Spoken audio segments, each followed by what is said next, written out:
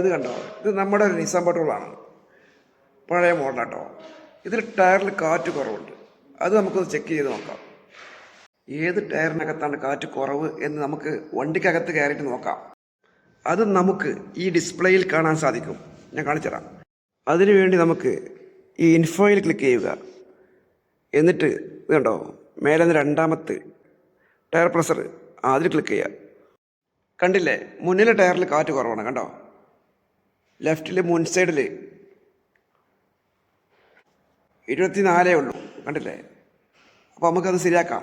Okay, അതുകൊണ്ടാണ് ഈ tyre pressure simple വന്നിട്ടുള്ളത്. കണ്ടോ, ഈ മഞ്ഞ കത്തിനില്ലേ, അത് നമുക്ക് ഓഫാക്കാം. ഓക്കെ, അതായത് മുൻവശത്തെ ഈ ടയറിലാണ് കാറ്റില്ലാത്തത്. ടയറിൽ കാറ്റടിക്കുന്ന മോട്ടറാണിത്. കണ്ടില്ലേ? അപ്പോൾ അതിൽ 30 ഉള്ളത് നമുക്കിത് 35 ആക്കാം. പിന്നെ നമുക്ക് നോക്കാമല്ലോ, ആ മഞ്ഞ പോകുന്നുണ്ടോ, ആ എയറുള്ള സിമ്പിൾ വണ്ടിക്കകത്ത് മഞ്ഞ കത്തിയിട്ടുണ്ടല്ലോ അത്. ഓക്കെ,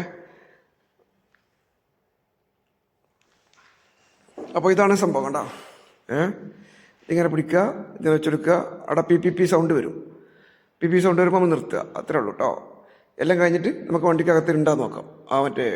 ആ ലോക്ക് പോയോ ഇല്ലേ എന്ന് നമുക്ക് ചെക്ക് ചെയ്യാം. ടയർ അടിക്കുന്നത് കുറച്ച് ഭാഗം കട്ട് ചെയ്താണ്, അതാണ് പെട്ടെന്ന് തീരാൻ കാരണം. അപ്പോൾ ടയറിൽ കാറ്റടിച്ച് കഴിഞ്ഞു. കുഞ്ഞു ടോപ്പെല്ലാം പഴയതുപോലെ തന്നെ വെച്ചു. കണ്ട, കയ്യിലെല്ലാം മണ്ണുണ്ടെങ്കിൽ ഗ്രീസെല്ലാം ഉണ്ടാവും കയ്യിൽ. അപ്പോൾ അത് കഴുകാനുള്ള സൗകര്യം ഉണ്ട് ഇവിടെ. കണ്ടോ, അപ്പോൾ അടിപൊളി. അപ്പോൾ അത് അത് കഴിഞ്ഞു കേട്ടോ. ഇപ്പോൾ 2 എണ്ണം ചെറുതായിട്ട് കാണുന്ന ഒന്ന് സീറ്റ് ബെൽറ്റും ആണ്, മറ്റൊരെണ്ണം ഗ്ലാസ് ക്ലീനർ.